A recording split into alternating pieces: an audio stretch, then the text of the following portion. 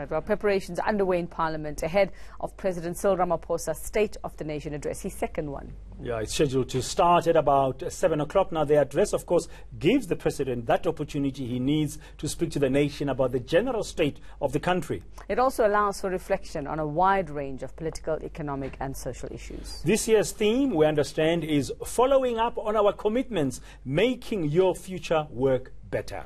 Well, our colleague Thulasizwe Similane is at Parliament for us. He has been since very early this morning. And Thulas, yes, we've had quite extensive discussion about the expectations of the opposition parties, the expectations of the South African public in a very important election year as well. But I suppose we have to wonder about the rules of Parliament, and will the Speaker be taking no nonsense today?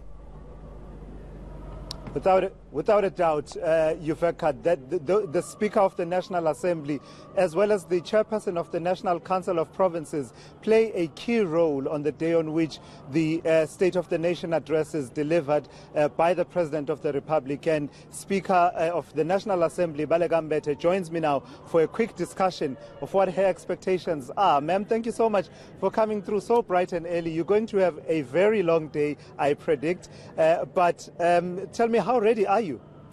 We are very ready because, as you know, we're not only involved on this day, but we start last year already, the year before, to look at various aspects, in particular with our colleagues from different portfolios who must also play a role on this day in ensuring that the environment within which we actually have this hosted here this evening is one that is a celebratory one in which our people are proud, one in which our people look forward to understanding better the issues of concern, the key issues that in fact are at the center of ensuring that South Africa is the kind of country that the people of South Africa fought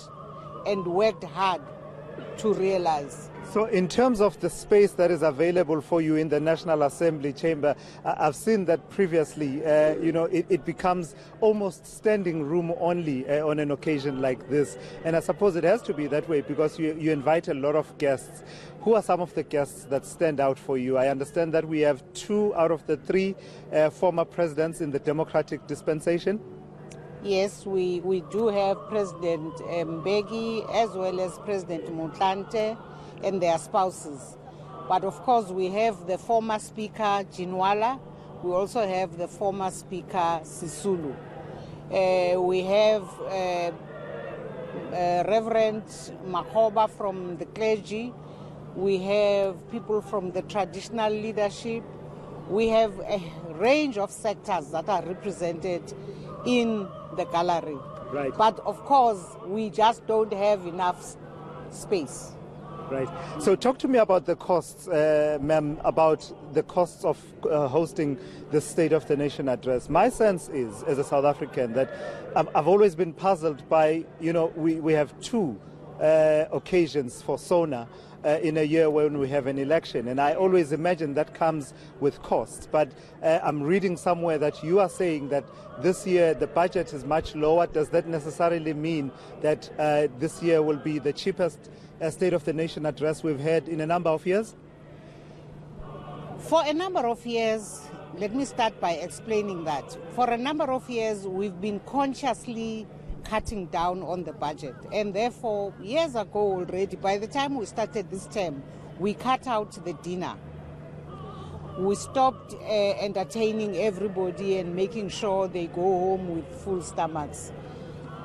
But this time, we've gone further, conscious of the fact that there are 2 in 1 year.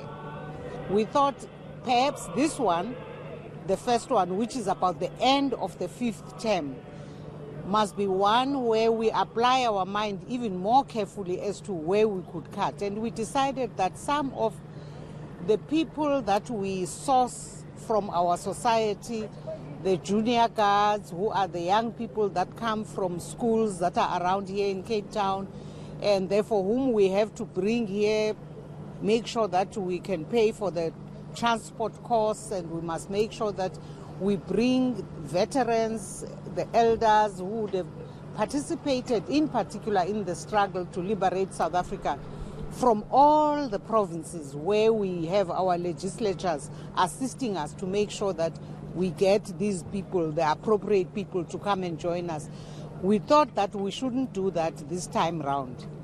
There will be yet another time, another opportunity after the elections for us to invite those people. So the budget roughly about 2.5 million rand, you expect to be within that? No, actually the budget comes even lower than 2 million. It becomes 1.9. Because remember, we would have paid for the costs to bring everybody together.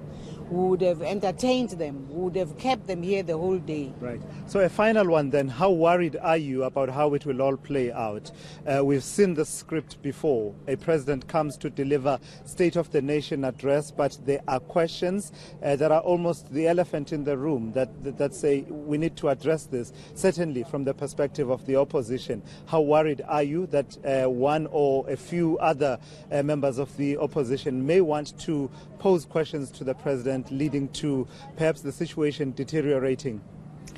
I must use this opportunity to explain that to say it is a position of the opposition would be totally unfair, because yesterday the chairperson of the NCOP and I joined the Chief Whips Forum meeting of all opposition parties as well as the ANC, and all of them at the very end of the meeting were very emphatic about the fact that the purpose of this sitting is what the president has asked for, and that is for him to deliver the State of the Nation address.